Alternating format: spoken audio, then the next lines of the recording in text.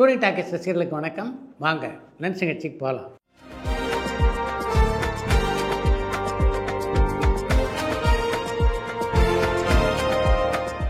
என்னம்மா முதல் கேள்வி?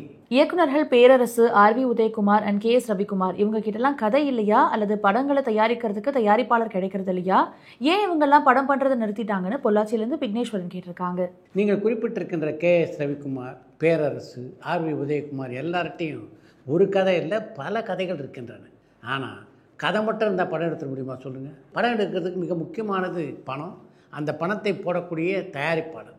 அப்படிப்பட்ட தயாரிப்பாளர் கிடைக்காதனால தான் இவங்க படம் பண்ணாமல் இருக்காங்க. நடிகை த்ரிஷா தக்லைஃப் திரைப்படத்தினுடைய ப்ரொமோஷனல் இன்டர்வியூஸ்ல எல்லாத்துலேயுமே ஆங்கிலத்தில் தான் பேசியிருக்காங்க. அவங்களுக்கு தமிழ் தெரியாதா அல்லது சரளமாக பேச வராதா, அவங்களுடைய தாய்மொழி தான் என்னன்னு கோயம்புத்தூர்லேருந்து அஜய் கேட்டிருக்காங்க. தக்லைஃப் திரைப்படத்துடைய ப்ரொமோஷனை பொறுத்த வரைக்கும் தமிழ்நாட்டு ஊடகங்களை மட்டும் அழைத்து அவங்க அந்த ப்ரொமோஷன் நிகழ்ச்சியை நடத்தலை. இந்தியா முழுவதிலும் இருந்து பல ஊடக நண்பர்கள் அந்த நிகழ்ச்சியிலே கலந்து கொண்டார்கள். அதன் காரணமாகத்தான் பெரும்பாலும் த்ரிஷா ஆங்கிலத்தில் பேசியிருப்பாங்கன்னு நினைக்கிறேன். நடிகர்கள் ஹரிஷ் கல்யாண், கவின் அண்ட் அசோக் செல்வன் மாதிரியான வளர்ந்து வர கதாநாயகர்கள் ஏன் அடுத்தடுத்த படங்களை அனௌன்ஸ் பண்ணுறது இல்லைன்னு பெல்ஜியம்லேருந்து ஹரிகுமார் லக்ஷ்மணன் கேட்டிருக்காங்க. நீங்கள் குறிப்பிட்டிருக்கின்ற ஹரிஷ் கல்யாண், அசோக் செல்வன், கவின் எல்லோருமே தங்களுடைய படம் 3 மாதத்துக்கு ஒரு வெளியாகணும்னு தான் நினைக்கிறாங்க. ஆனால் இப்போதுள்ள வியாபார சூழல் காரணமாகத்தான் அவங்களுடைய படம் அப்படி தொடர்ந்து வெளியாகலை. திரைப்படங்களுக்கான கேளிக்கை வரி 4% குறைஞ்சதுனால திரைத்துறைக்கு ஏற்படுற முக்கியமான நன்மைகள் என்னென்னு சொல்ல முடியுமான்னு தோர்ணமலையிலிருந்து ஷின்பகிராமன் கேட்டிருக்காங்க. கேளிக்கை வரி 8%லிருந்து 4% குறைத்ததுனால அந்த 4% படத்தை வெளியிடுகின்ற விநியோகஸ்தர்களுக்கோ அல்லது தயாரிப்பாளர்களுக்கோ கிடைக்கும். அது ஒன்று தான் அதில் லாபம். ஐமேக்ஸ், 4DX, ஸ்கிரீன்எக்ஸ், ஐஸ் இந்த மாதிரியான திரை வடிவங்களுக்கு இடையிலான வேறுபாடுகள் என்னன்னு சென்னையிலிருந்து ராமகிருஷ்ணராஜா கேட்டிருக்காங்க. உங்களுடைய கேள்விக்கு நான் பதில் சொல்வதை விட இதை பற்றி மிகவும் நன்றாக அறிந்த ஒளிப்பதிவாளரான ராஜ்குமார் பதில் சொல்கிறது தான் சரியாக இருக்கும்னு நினச்சி அவருக்கு உங்களுடைய கேள்வி அனுப்பிச்சேன். அவருடைய பதிலை உங்களுடைய பார்வைக்கு தந்திருக்கிறேன், பாருங்கள். ஐமேக்ஸ் நம்ம வழக்கமாக பார்க்குற திரையோடைய சைஸை விட 6 மடங்கு பெருசுன்னு சொல்லுவாங்க ரேஷியோ. ஸோ ஐமேக்ஸ் அப்படிங்கிறது படமாக்கப்படுற முறையும் கூட திரையிடல் முறையும் கூட. இந்தியாவில் ஐமேக்ஸ் யாரும் படம் எடுக்கிறது இல்லை. நார்மலாக சினிமா ஸ்கோப்புக்கு எடுத்துகிட்டு அது ஐமேக்ஸாக அந்த நிறுவனத்திட்ட கொடுத்து மாஸ்டரிங் பண்ணி கொடுக்குறாங்க. அவங்க உயர்தரமான சில மென்பொருள்களை சாஃப்ட்வேர் மூலமாக அந்த குவாலிட்டியை அடிபடாமல் கொடுக்குறாங்க. பொதுவாக ஐமேக்ஸ் திரை உயரத்தை அடிப்படையாக கொண்டது. இப்போ நம்ம யூஸ்வலான ஸ்க்ரீன்ஸ் எல்லாமே அகலத்தை அடிப்படையாக கொண்டது. இது ஹைட்டை பேஸ் பண்ணி இருக்கிற ஒரு ஃபார்மேட்டு. ஒரு 60 அடி உயரம் சுமார் இருக்கும். பொதுவாகவே ஐமேக்ஸ் ஸ்க்ரீன் 50 to 60 அடி விட உலகத்தில் இருக்கிற பெரிய ஐமேக்ஸ் ஸ்க்ரீன்லாம் 80 அடி உயரம் அந்த மாதிரிலாம் இருக்குது. ஸோ ஐமேக்ஸில் பார்க்குறது ஸ்டேடியம் வியூ. அது வேற எந்த ஃபார்மேட்லையும் இல்லாதது. 4DX அப்படிங்கிறது பார்த்திங்கன்னா நம்ம ஒரு இமர்சிவ் எக்ஸ்பீரியன்ஸ் கொடுக்கறதுக்காக அந்த குறிப்பிட்ட காட்சி வரும்போது ஒரு நிலநடுக்கம் வருதுன்னா சீட்டும் ஆடும். அதே மாதிரி திடீர்னு ஒரு காற்று வந்துச்சுன்னா பக்கத்தில் ஏர் ப்ளோ ஆகும் தியேட்டர்லேயே. சில காட்சிகளுக்கெல்லாம் ஈவன் வாசனை பொருட்களும் கூட உங்களுக்கு அந்த சீனுக்கு தகுந்த மாதிரி வரும். இப்போ கோயிலில் ஒரு பூஜை நடக்குது அப்படின்னா அந்த ஸ்மெல்லை பேஸ் பண்ணி கொடுப்பாங்க. இதுதான். ஸோ 4DX அப்படிங்கிறது உங்களுக்கு தியேட்டர் ஒரு சீட்டு ஆடுறது, ஒரு விண்டு, ஸ்மெல், இந்த மாதிரியான அனுபவத்தோட சவுண்டு, இது எல்லாமே சேர்த்து தான் 4DXங்க. ஐஸ்ன்றது எக்ஸ்பென்ஷன் இமர்சிவ் சினிமா எக்ஸ்பீரியன்ஸ். இது தியேட்டரில் நம்ம மெயின் ஸ்க்ரீன் நமக்கு சீட்டுக்கு நேராக இருக்கும். இங்கே மெயின் ஸ்க்ரீன் போக சைட்லேயும் உங்களுக்கு எல்இடி பேனல்ஸ் இருக்கும். தியேட்டருடைய பக்கவாட்டில் 2 சைடுமே உங்களுக்கு எல்இடி ஸ்க்ரீன்ஸ் இருக்கும். ஸோ இது எப்படின்னா உங்களுக்கு அந்த சீனுடைய காட்சிகளுடைய சில இது இங்கே சைட்லேயும் உங்களுக்கு ரிஃப்ளெக்ட் ஆகிட்டு வரும். ஸோ இது ஒரு இமர்சிவ் எக்ஸ்பீரியன்ஸ் கொடுக்கறதுக்காக இந்த மாதிரியான ஒரு ஃபார்மேட் தான் ஐஸ்ன்றது. ஸ்க்ரீன்எக்ஸ் இதுவும் ஐஸோடைய இன்னொரு வடிவம் தான். இது எப்படின்னா உங்களுக்கு ஒரு 270 டிகிரி வியூ. தட் இஸ் உங்களுக்கு ஸ்க்ரீன் விட்டு கொஞ்சம் சைட்லேயும் உங்களுக்கு இமேஜஸ் எக்ஸ்டெண்ட் ஆகி கொஞ்சம் ப்ரொஜெக்ஷன் மெத்தட் தான். ஏஜிஎஸ் நிறுவனம் அண்ட் ஸ்டுடியோ கிரீன் நிறுவனம் தவிர வேற எந்த தயாரிப்பாளர்கள் தமிழ்நாட்டில் திரையரங்குகள் வச்சிருக்காங்கன்னு யாழ்ப்பாணத்துலேருந்து ஜானி கேட்டிருக்காங்க.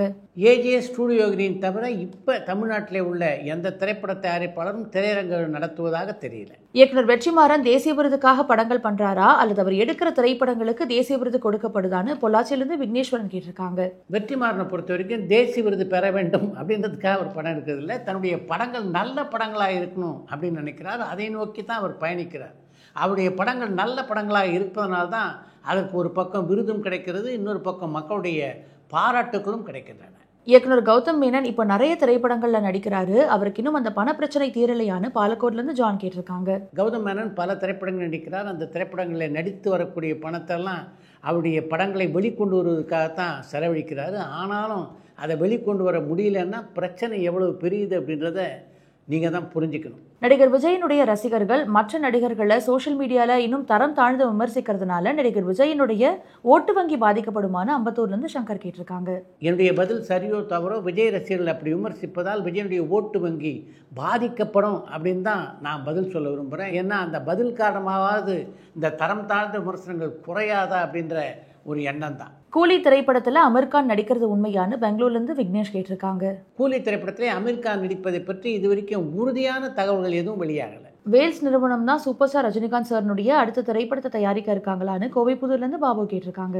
வேல்ஸ் நிறுவனம் அடுத்த ரஜினிகாந்த் படத்தை தயாரிப்பதற்கான வாய்ப்புகள் நிறைய இருக்கின்றன. இயக்குனர் பூபதி பாண்டியன் என்ன ஆனாங்கன்னு திருப்பதியில இருந்து மணிஷ் கேட்டிருக்காங்க. உங்களுடைய இதே கேள்விதான் என்னுடைய மனதையும் குறைந்து கொண்டிருக்கிறது. நான் சந்தித்த கதாசிரியர்களில் மிகச்சிறந்த ஒரு கதாசிரியர் பூபதி பாண்டியன். அதே மாதிரி கதை சொல்லுகின்ற ஆற்றல் இருக்க, அது அப்படிப்பட்ட ஒரு அபாரமான ஆற்றல் அவருக்கு உண்டு. அவர் கதை சொல்லும்போது ஒரு திரைப்படம் பார்ப்பது போன்ற உணர்வு உங்களுக்கு ஏற்படும். அந்த அளவுக்கு அழகாக சொல்வார். அப்படிப்பட்ட ஒரு திறமைசாலி சினிமா உலகத்தில் இல்லாமல் எங்கேயோ இருக்கிறார் அப்படின்றத நினைக்கும் போது ரொம்ப கஷ்டமாக இருக்குது. நடிகர் பாண்டியனுடைய மகன் இப்போ என்ன பண்ணிட்டு இருக்காருன்னு திருவள்ளூர்ல இருந்து சரத் கேட்டிருக்காங்க.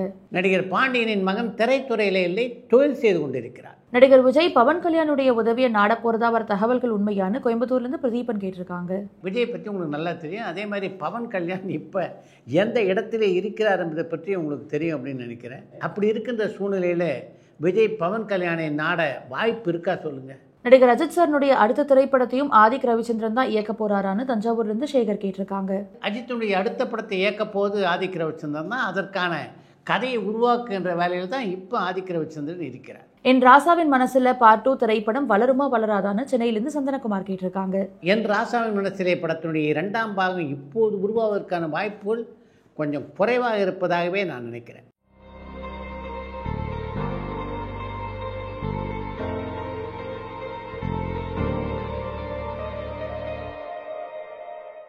சார், இப்பயும் ஃபிலிம் கேமரா வச்சு திரைப்படங்களை எடுக்க முடியுமான்னு திருச்சியிலிருந்து மணி கேட்டிருக்காங்க. அதற்கான முயற்சியை ஒரு சில ஒளிப்பதிவாளர் இப்போது மேற்கொண்டு வருகிறார்கள். மிக விரைவிலேயே மீண்டும் ஃபிலிமில் திரைப்படங்கள் உருவாகக்கூடிய சூழ்நிலை உருவாகும் அப்படின்னு தான் நினைக்கிறேன். அடுத்து இன்று ஒரு தகவல்.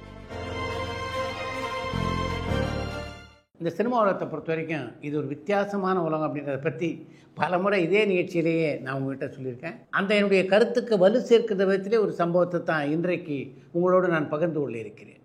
ஸ்ரீதர் வெண்ணிநாடை திரைப்படத்துக்காக ஹேமமாலினி டெஸ்ட் எடுத்தார் என்பதும், ஏதோ சில காரணங்களுக்காக ஹேமமாலினி அந்த படத்தில் நிராகரித்த ஸ்ரீதர் ஹேமமாலினி மிகப்பெரிய நட்சத்திரமாக வளர்ந்ததற்கு பின்னாலே அவரை கதாநாயகன் நடிக்க வைத்து ஒரு திரைப்படத்தை இயக்கினார்.